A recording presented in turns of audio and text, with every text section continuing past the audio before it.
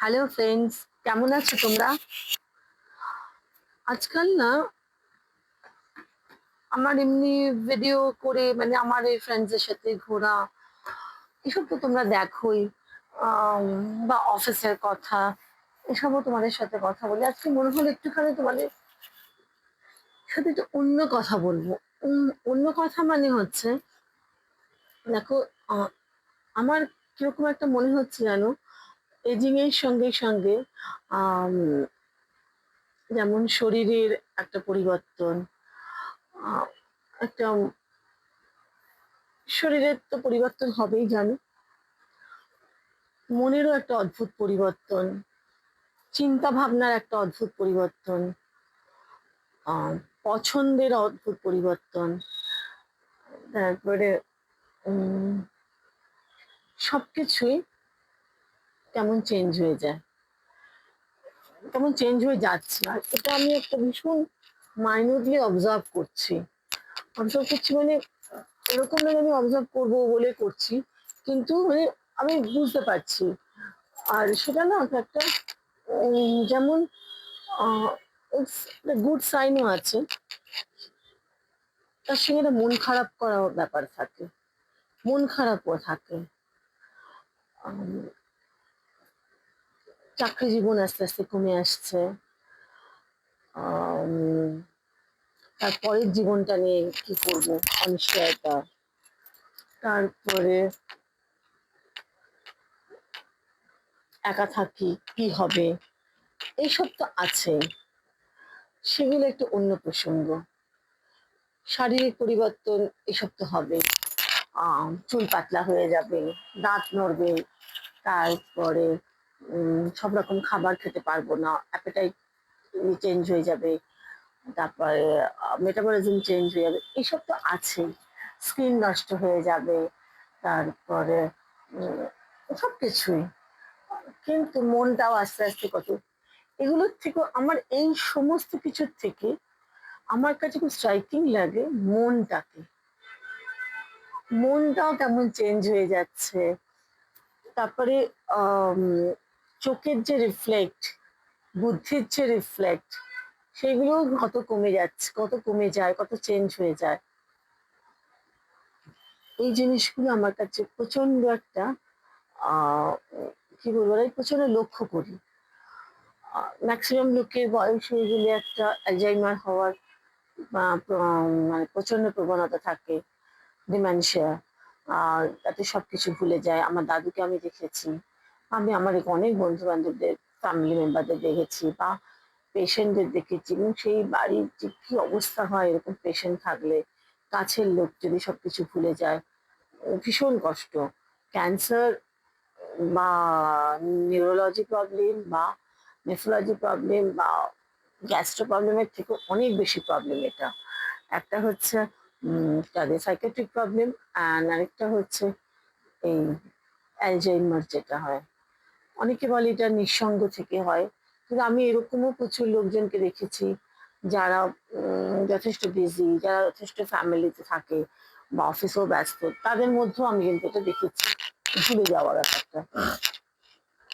আজকে একটা আর্টিকেল পড়ছিলাম, কোথাও একটা লিখছে, এক দুই তিন চার করে এরকম লিখেছে, যে আজকে পড়লাম না কদিন আগে পড়লাম যে যদি কখনো আমার অ্যালজাইমার হয়ে যায়, তো আমি এরকম এক দুই তিন চার করে আগে থেকে যখনই বুঝতে পারবো লিখে রাখবো আর কি, মানে আমাকে এই জায়গাগুলো, এই জিনিসগুলো করিও, বা আমার সঙ্গে এরকম ভাবে ট্রিট করিও, বা আমি এইটা এটা খেতে ভালোবাসি, আমাকে সেগুলো খেতে দিও। যদি ভুলে যাই তুমি আমাকে এগুলোকে কিন্তু অবশ্যই করো। সো সুইট, মানে এত সুন্দর লাগলো লেখাটা পড়ে। মানে আমি তো এটা খুব টাচ করলো আমাকে অ্যাকচুয়ালি। ব্যাপারটা কি জানো, আহ, আমি আমার দাদুকে দেখেছি, দাদু বাড়ির অ্যাড্রেস ভুলে যেত। আম, বলছে স্টেশন যাবো, চলে যাচ্ছি গঙ্গার দিকে। আমি যে ফ্ল্যাটে থাকি সেই ফ্ল্যাটে সেকেন্ড ফ্লোরে এক ভদ্রলোক ছিলেন, ভীষণ বড় পোস্টে কাজ করতেন ফাইন্যান্সের। আর তোমার সেক্রেটারি লেভেলে ছিলেন উনি। একা থাকতেন, বিয়ে টিয়ে করেননি, প্রচুর বন্ধু টন্ধু ছিলেন। কিন্তু জেঠু প্রচন্ড লন্ডি ছিল। একটা সময় পরে যখন এই শরীর খারাপ হওয়া শুরু করে না, তখনই এগুলো আসলে এই ভীতিগুলো ঢোকে। তারপর জেঠু এরকম প্রথম একদিনকে আমার বাড়িতে এলো, লাল বিল নীল বিল বাবার নাম ধরে বলছে, অরুণোদয় লাল বিলটা এসেছে, নীল বিলটা এসেছে, বাবা তো বুঝতেই পারছে না। বাবা বলছে, কি বলছেন প্রবোধদা, কি লাল বিল নীল, ওফ তুমি না কিছু বুঝো না, মানে রেগে যাচ্ছে, আবার নিচে চলে যেত, আবার ওপরে উঠছে, তো কিছুতেই বলতে পারছে না, বোঝাতে পারছে না। বাবা তখন অনেক ভেবে চিনতে পারলো ইলেকট্রিক বিলের কথা হয়তো বলছে। বাবা তখন ওনাকে বললো, ইলেকট্রিক বিলের কথা বলছে? তখন বলে, হ্যাঁ তুমি এটা বুঝতে এত দেরি করছো?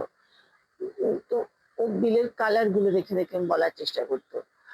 তারপরে বাড়ির অ্যাড্রেস ভুলে গেল, খুব প্যাথেটিক। 3 দিন 4 দিন জেঠু বাড়ি ফেরে না, বাবা ও দিদিদের ফোন করলো, করে বললো এরকম আহ, ওনার নাম ধরে উনি ফেরেননি, এরকম 3 দিন ধরে আপনার দোকানে গেছে। বললো না, কোনো রিলেটিভের বাড়ি যায়নি, কিছু করেনি।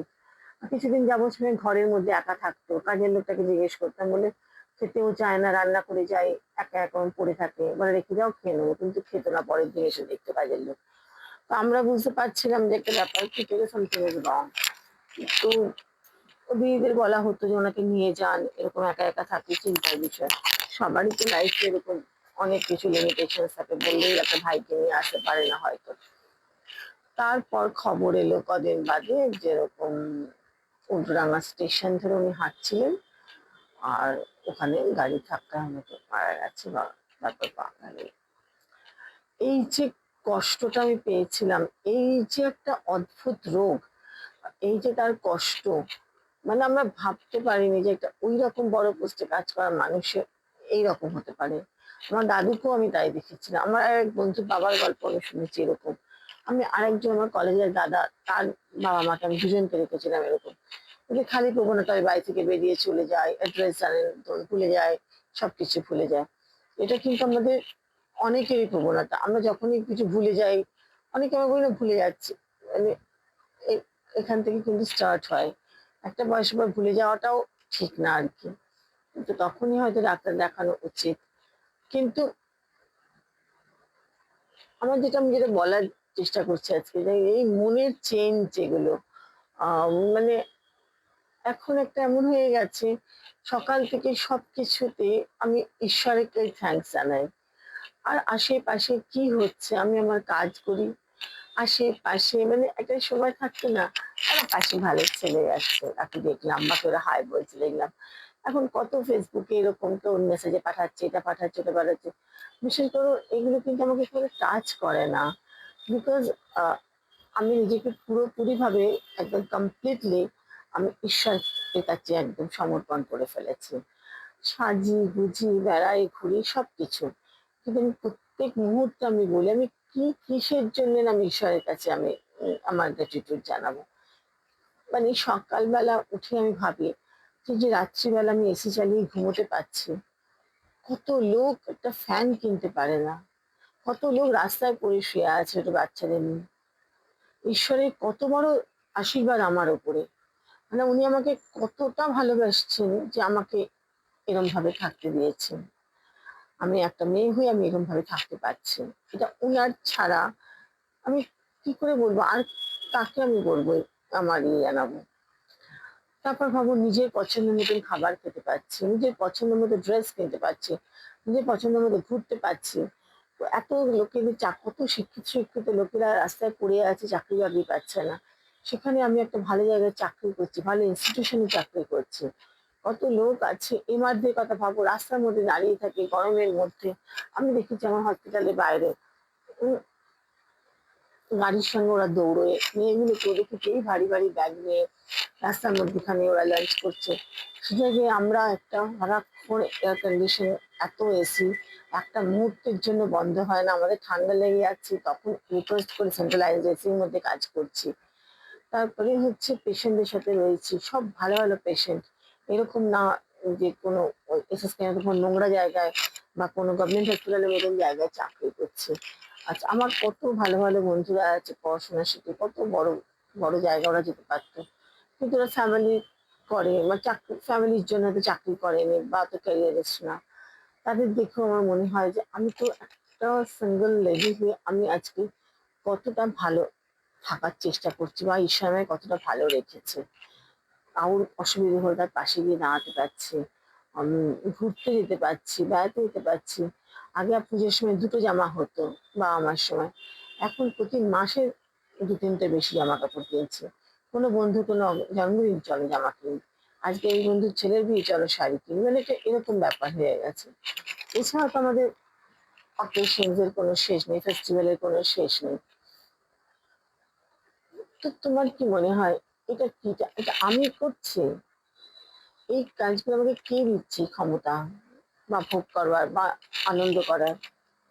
হুম, ঈশ্বর ছাড়া সম্ভব না। সকালে ঘুম থেকে উঠে ঈশ্বরকে বলি রেস্ট অফ মাই লাইফ যেন খুব সুন্দর করে কাটে। খুব বড় চাহিদা কিছু নেই। এই ছোট্ট ছোট্ট জিনিসগুলো, ছোট্ট ছোট্ট শখ, ছোট্ট ছোট্ট চাহিদাগুলোকে যেন আমি বাঁচিয়ে রাখতে পারি। সবার সঙ্গে যেন থাকতে পারি, ঘুরতে পারি, মিশতে পারি।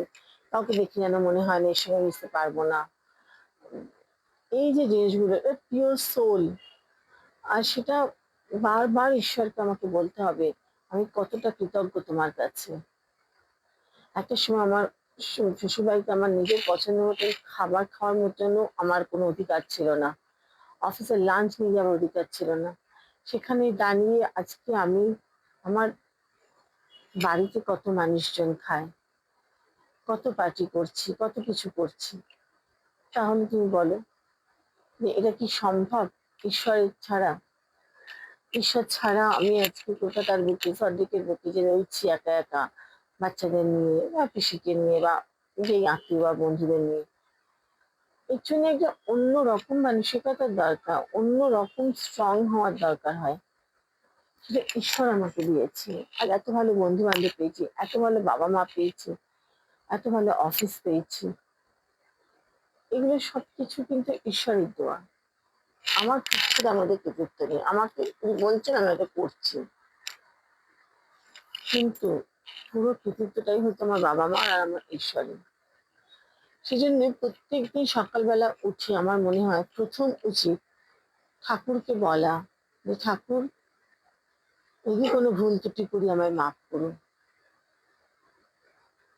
আর তুমি যেভাবে রেখেছো আমাকে অনেক ভালো রেখেছো, অনেক অনেক ভালো, অনেকের থেকে ভালো।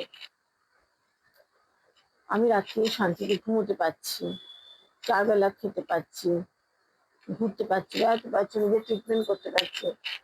সব উনি ছাড়া সম্ভব?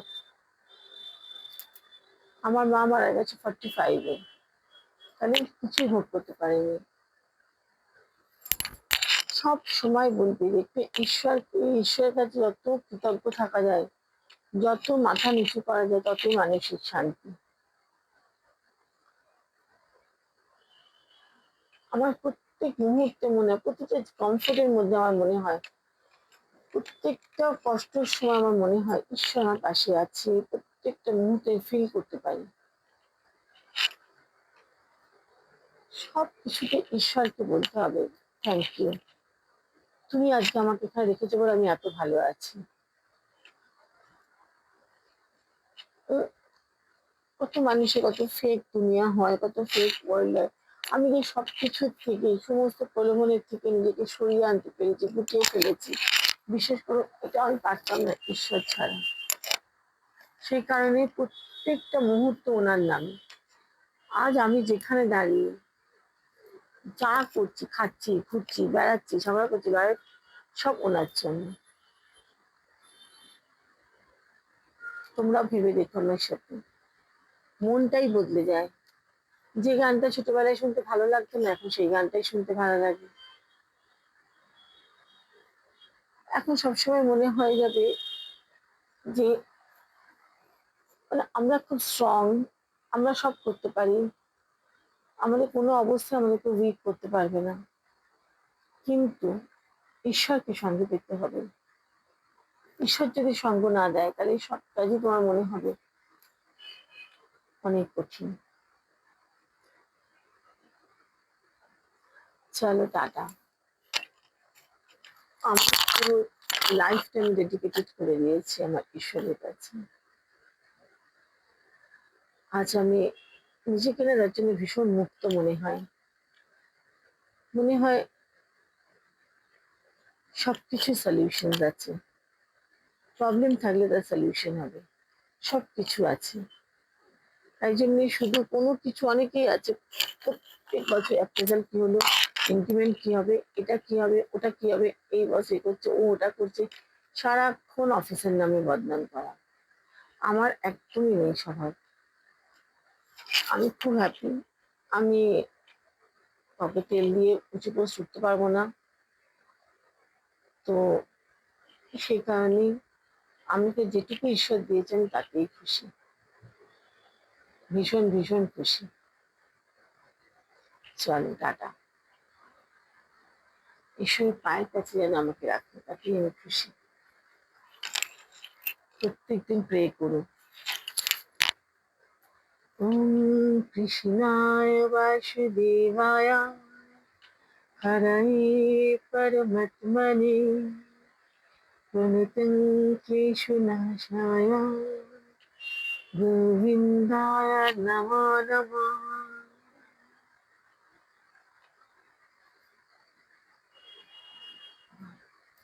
খুব ভালো থেকো তোমরা। ভালো লাগলে অবশ্যই শেয়ার করো।